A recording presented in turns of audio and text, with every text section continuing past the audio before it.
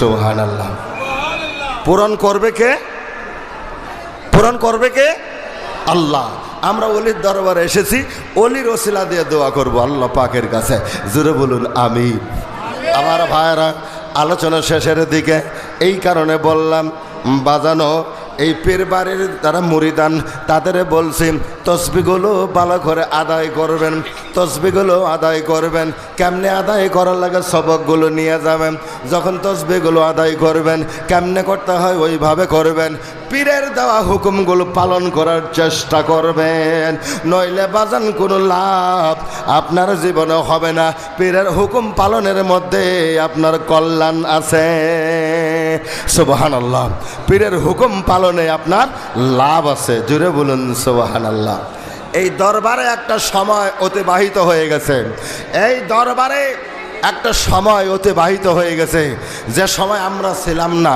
আমি শুনছি, আমার এই কথাটা আপনারা শোনেন। সৈয়দ নাসিরউদ্দিন বাগদাদি রাহিমাহুল্লাহ, আল্লাহর ওলি, শুয়ে আছেন আল্লাহর ওলি। কিন্তু এই দরবারেই কিছু সমালোচনা হয়েছিল। কি জানেন? নামাজের আজানও হয়, উনি ঘরের ভিতরে ঢুকেন, মসজিদ থেকে সমালোচনার ঢোল শুরু হয়ে গেল। তখন এই বাড়িতে ছিলেন মাওলানা আব্দুল হামিদ খান ভাসানী রাহেমাহুল্লাহ। ভাসানীর কানের মধ্যে কথাগুলো ঢুকছিল। ভাসানী রাহেমাহুল্লাহর ভালো লাগছিল না। আল্লাহর অলির বিরুদ্ধে যখন সমালোচনা হয়, এটা আবার কেমন অলি, নামাজের সময় হয় ঘরের ভিতরে গিয়ে ঢুকে মসজিদে গিয়ে নামাজ আদায় করে না।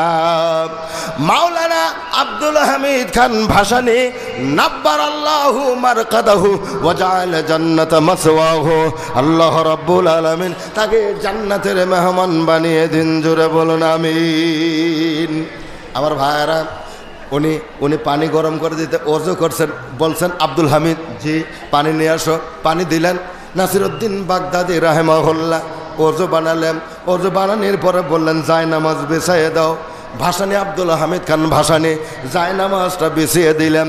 দেওয়ার পরে নাসিরউদ্দিন হুজুর বললেন, আল্লাহর ওলি ডাক দিলেন, ভাসানী আব্দুল হামিদ আমার চাদরটা দাও। এবার হুজুরের চাদরটা তাকে দেওয়া হলো। হুজুর পায়ে থেকে মাথা পর্যন্ত চাদরটা দিয়ে পাও দুটা পশ্চিমমুখী করে হুজুর শুয়ে পড়লেন। আব্দুল হামিদ খান ভাসানী ঘর থেকে বের হয়ে পড়লেন।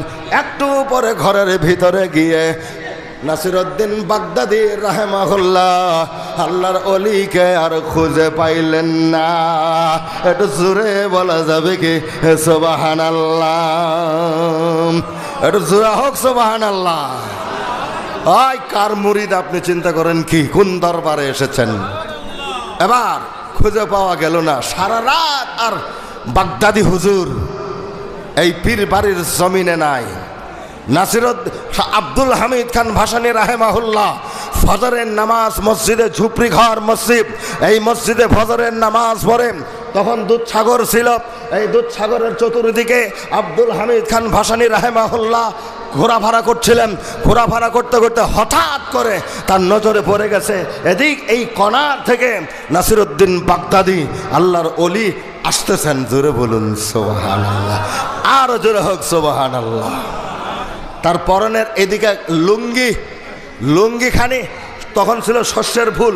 এখন কি শস্যের ফুল এখন আছে না? কথা কয় না। শস্যের ফুল এখন আছে না? নাই?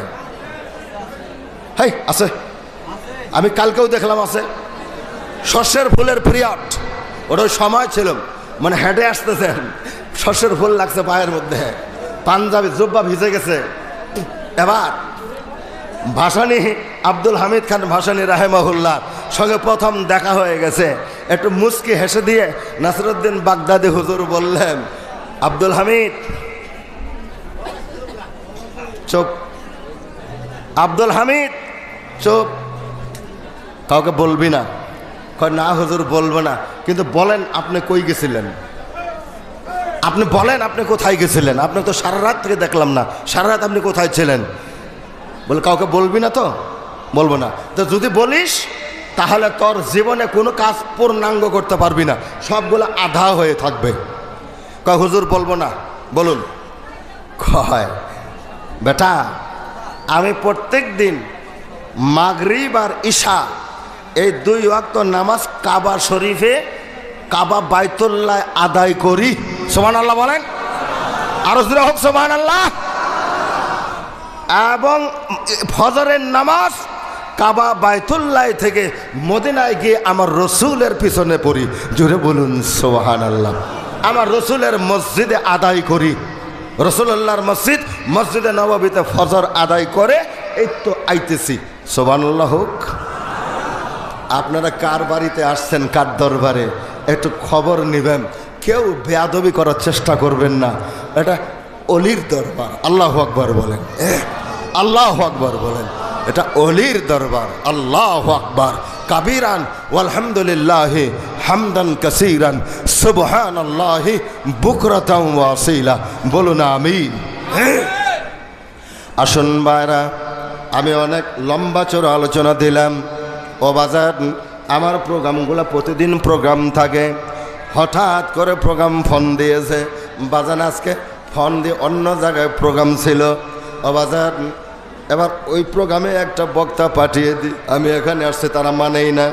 তারা মানে না, অনেকে রাগারাগি হয়েছে। বললাম ভাই রাগ করলেও যাইতে পারবো না, আপনারা যা মনে করেন করেন। আমি একটা বক্তা পাঠিয়ে দিয়েছি, প্রোগ্রাম চালিয়ে নিয়ে। আমি প্রতি বছর বলে যাই আমাকে একটু অ্যাডভান্স আপনারা জানাবেন, কিন্তু বাজান এইবার কেমন হয়ে গেছে আমি বলতে পারবো না। হঠাৎ করে ফোন দিয়েছে, আমি আসতে বাধ্য হলাম। এবার সামনের দিকে যাব বাজান। প্রতিদিন প্রোগ্রাম, কালকেও প্রোগ্রাম আছে। আমার জন্য দোয়া রাখবেন, আমি আপনাদের জন্য দোয়া রাখবো। প্রোগ্রাম অনেক আছে, বলবো না, কাউকে নাম্বারও দিব না, কারণ অমন বক্তা আমি না রে বাজাম। একটু সামনে এগিয়ে চললাম, যেটা আমাদের উদ্দেশ্য। অলির দরবারে আসছেন নাসিরউদ্দিন বাগদাদির দরবার। এই যে দরবারে আসছেন দেখেন বাজান, এখানে একটা প্রথম হাফেজিয়া নাসিরউদ্দিন হাফেজিয়া বাগদাদিয়া মাদ্রাসা, এটা হলো হাফেজিয়া। তারপরে বাজান এখানে হলো সিনিয়র, এইখানে হয়েছে এমি মাদ্রাসা, এইখানে হয়েছে টাইটেল মাদ্রাসা, এইখানে বাজান বানানো হয়েছে হাই মাদ্রাসা। বাজান মাদ্রাসার কারবার, খালি মাদ্রাসা আর মাদ্রাসা। আমার ভাইরা, আল্লাহর অলির দরবারে অলিত্ব প্রচার করেছেন, ইসলামও প্রচার করেছেন, ইসলামের দাওয়াতও দিয়েছেন। ও বাদান, আমরা অলির দরবারে এসে গেছি। এবং সাথে সাথে এই যে বাগদাদিয়া নাসিরিয়া হাফেজিয়া বাগদাদিয়া মাদ্রাসার প্রতি বছর কালেকশন হয়। আমি প্রতি বছর আপনাদের কাছ থেকে কালেকশন করি, এটা আপনারা ভালো করে জানেন। এই মাদ্রাসার কালেকশনের উপরেই সারা বছর মাদ্রাসা চলছে। আমার ভাইয়েরা, গত বছর যখন উরুস বন্ধ হয়ে গেল বাজান, ওই ফিল্ডের মধ্যে জলসা হলো। ও বাজান জলসায় ডাকছিল, আমি আসছিলাম। বাজান কালেকশন কম হয়েছে। আমি যাওয়ার সময় বলে গেছি, যেমন উরুস চলবে তেমন উরুসই চলবে, উরুস বাদ দিয়ে ধর্মসভা হবে না। জোরে বলুন সুবহানাল্লাহ, আওয়াজ দিয়ে হোক সুবহানাল্লাহ। আমার ভাইয়েরা, তবে চতুর্দিকে একটা লক্ষ্য রাখতে হবে, যেন অন্যায় কোনো কাজ এখানে না হয়, পাপের কোনো কাজ এখানে না হয়। বাজানে কাজগুলার দিকে সবারই সহযোগিতা করতে হবে। অন্যায় অপরাধমূলক কোনো কাজ যেন এখানে না হয়। সামনের দিকে চলুন আমার ভাইয়েরা। এখানে প্রতি বছর আপনারা কালেকশন দেন, প্রতি বছর কালেকশন দিবেন, যতদিন বেঁচে আছেন অতদিন দিবেন। কালেকশনের দ্বারাই আপনারা যে কালেকশন দেন, 10 টাকা দেন, 500 টাকা দেন, 1000 টাকা দেন, কেউ 2000 দেয়, কেউ 5000 দেয়, কেউ 30,000 দেয়, কেউ 40,000 দেয়, বাবা কেউ আবার 5000 দেয়, 2000 দেয়। এমন করে কালেকশনের উপরেই মাদ্রাসাটা নির্ভর করে। আজকে মাদ্রাসা আপনারা অডিট আপনারা শুনলেন, মাদ্রাসা প্রতি বছর মাদ্রাসায় যে ছাত্ররা পড়াশোনা করে, এই পড়াশোনা আপনাদের টাকা দিয়েই করানো হয়। জোরে হোক সুবহানাল্লাহ, আরো জোরে বলুন সুবহানাল্লাহ। আপনার 10 টাকা এর মধ্যে শামিল আছে, আপনার 2000 টাকা এর মধ্যে শামিল আছে। এই কারণে বললাম বাজানো, আল্লাহর ওলির দরবারে আসছেন, অলির দরবারে অলির ওসিলা দিয়ে আল্লাহর কাছে দোয়া করবেন। ও বাজান, এইখানে একটা কথা আমি আপনাদেরকে বলছি, বেশি লম্বা করে বলবো না, বেশি বড় করে বলবো না। আমি আপনাদের কাছে বলতেছি বাজান, আল্লাহর নবীর মাদ্রাসা, এই মাদ্রাসার মধ্যে যে ছাত্রগুলো পড়াশোনা করে ও বাজান, এই ছাত্রগুলার হাতের অনেক পাওয়ার আছে বাজান, আপনারও হাতের অনেক পাওয়ার, কিন্তু এই ছাত্রগুলার হাতের অনেক পাওয়ার। কোথাও যদি মাদ্রাসার তালবে এলেম পান, তাহলে বাড়িতে দাওয়াত করে নেবেন, ওদের কিছু খাওয়াবেন, খাওয়ায়ে বলবেন বাজান একটু দোয়া করেন।